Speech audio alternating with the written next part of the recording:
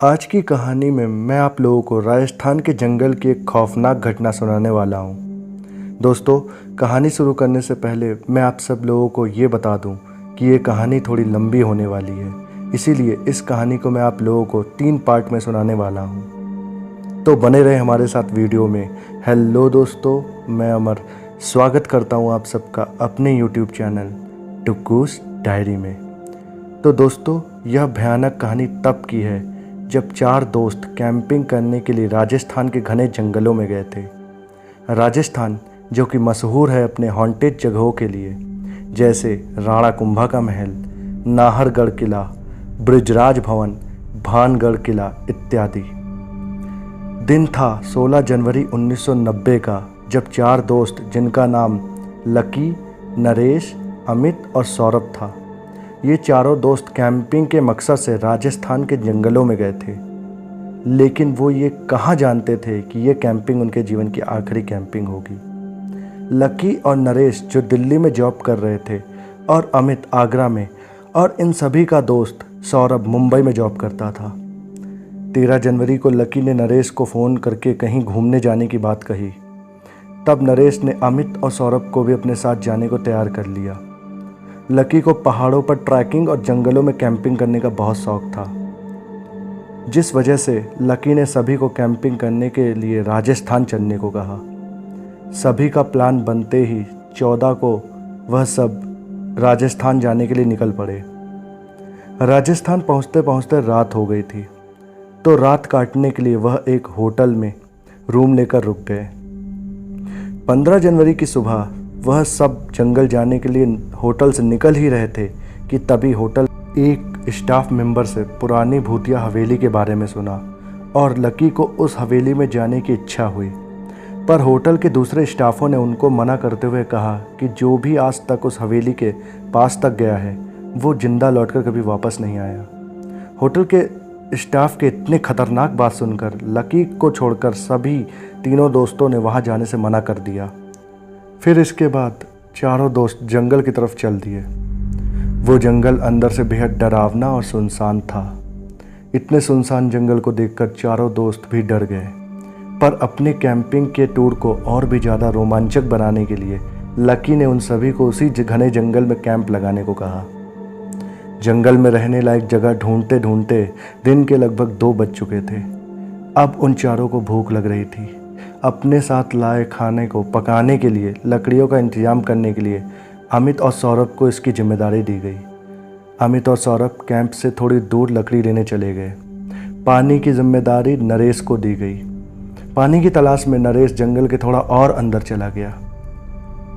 Lucky खाना बनाने के लिए वही कैंप में अकेला रह गया। अब वह खाना बनाने के लिए अपने बैग से सामान बाहर निकाल रहा होता है कि तभी लकी को उसकी ओर आती हुई कुछ हलचल महसूस होती है। हलचल जानने के लिए पीछे मुड़ता है और किसी जानवर की हलचल समझकर वह दोबारा आगे मुड़ता है कि तभी कोई चीज़ उसके पैर से टकराती है और वह चौंक जाता है। जब नीचे देखता है तो वह चीज़ एक काले रंग की गुड़िया जैसी कोई चीज़ थी, जिसे लकी लात मारकर दूर फेंक देता है। इतने में नरेश पानी लेकर आ जाता है और थोड़ी देर में दोनों दोस्त अमित और सौरभ भी लकड़ी लेकर आ जाते हैं। दिन का खाना खाने के बाद चारों दोस्त जंगल घूमने के लिए अपने साथ कैमरा लेकर निकलते हैं ताकि वो सारी चीज़ें रिकॉर्ड कर सके। नरेश कैमरा लेकर शूट करते हुए सबसे पीछे चल रहा होता है और लकी निडर बनने का दिखावा करते हुए सबसे आगे चल रहा होता है। चारों दोस्त घूमते घूमते जंगल के बीच एक घने पेड़ के नीचे जा पहुँचते हैं। उस पेड़ पर कई काले रंग की गुड़िया कील से टंगी हुई थी। नज़ारा कुछ अजीब था। यह सब उन चारों दोस्तों के लिए कुछ अलग अनुभव था, जिस कारण नरेश वो रिकॉर्ड करना चाहता था। उसने कैमरा निकाला और जैसे ही आंखों पे लगाई, उसके चेहरे के बिल्कुल सामने काली परछाई नज़र आने लगी। यह देखकर वह हड़बड़ा गया और उसके हड़बड़ाहट में उसके हाथ से कैमरा निकल गया। कैमरा गिरने की आवाज़ से बाकी तीनों दोस्त पीछे मुड़े तो देखा कि नरेश के चेहरे के भाव कुछ अलग थे। लकी नरेश से पूछता है, क्या हुआ भाई? डरते हुए नरेश कहता है, पता नहीं यार, मुझे एक काला साया बिल्कुल मेरे चेहरे के सामने दिखा और मुझे ऐसा महसूस हो रहा है कि जैसे इस पेड़ से कई आंखें हमें घूर रही हो। मेरी मानो दोस्तों, तो यहाँ से चलते हैं। लकी को ऐसा लग रहा था कि नरेश उन सबको डराने की कोशिश कर रहा है। लकी ने मजाक उड़ाते हुए कहा, अबे जाना डरपोक, इतना ही डर लग रहा था तो जंगल में आया ही क्यों। ऐसा बोलकर सभी नरेश पर हंसने लगते हैं। वह नरेश की बोली बात को मजाक में ले रहे थे और यही उनकी सबसे बड़ी गलती थी। थोड़ी देर बाद अंधेरा होने लगता है। अब वह चारों कैंप की ओर वापस आने लगते हैं, मगर नरेश अभी भी डरा हुआ था।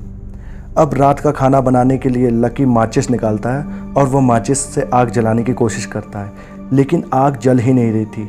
जितनी बार माचिस जलाता वह बुझ जाती। उनके साथ कुछ बहुत भयानक होने वाला था। ऐसा बार बार होने पर लकी ने परेशान होकर अमित से लाइटर मांगा। लाइटर से उसने लकड़ियाँ जलाई। अब वह खाना बनाने लगा ही था कि अचानक पानी अमित के हाथ से गलती से गिर गया। अब सब परेशान हो गए क्योंकि उनके पास पीने का पानी नहीं था। सबने मिलकर नरेश को पानी लेने के लिए भेजा। नरेश, जो कि अभी भी शाम वाली घटना से डरा हुआ था, वह अकेला घबराते हुए टार्च लेकर पानी लेने जंगल के अंदर चला गया। अब नरेश को अलग अलग तरह की डरावनी आवाज़ें सुनने को मिलती है। कभी उसको कंधे पर भार महसूस होता है तो कभी पैरों के नीचे से किसी के होने का एहसास होता है। अब नरेश ये समझ चुका था कि जंगल में उसके साथ कुछ भयानक घटने वाला है। वह इतना सोच ही रहा था कि तभी एक काला साया उसके सामने आकर खड़ा हो गया। उसकी लाल चमकती आंखें दिख रही थी और उसका शरीर आधा जला हुआ था। नरेश ने जैसे ही यह खौफनाक मंजर देखा, वह थर-थर कांपने लगा। नरेश बेहद जोर से चीखा और वहीं बेहोश होकर गिर पड़ा। उसकी चीख सुनकर अमित, लकी और सौरभ नरेश को ढूंढने के लिए जंगल के अंदर भागे। रात के अंधेरे में पूरा जंगल छान लेने के बाद उन्हें नरेश कहीं नहीं मिला। तो उन लोगों ने सोचा कि नरेश को किसी आदमखोर जानवर मारकर घसीट ले गया होगा। यह सोचते सोचते लकी की हालत ख़राब होने लगी थी, क्योंकि जंगल में कैंपिंग का प्लान उसने ही बनाया था। थक हार कर जब वह लोग अपने कैंप की ओर आ रहे होते हैं तो वह यह देखकर हैरान हो जाते हैं कि नरेश आग के सामने बैठकर खाना खा रहा है। उस काले साए ने नरेश का क्या किया होगा और ये कौन था जो बैठकर खाना खा रहा था? जानने के लिए इस कहानी के दूसरे पार्ट का इंतज़ार करिए। ये कहानी आपको कैसी लगी हमें कमेंट करके ज़रूर बताइएगा, और चैनल को अगर अभी तक सब्सक्राइब नहीं किया है तो प्लीज़ सब्सक्राइब कर लीजिए। मिलते हैं इस वीडियो के अगले पार्ट में, तब तक के लिए जय श्री राम।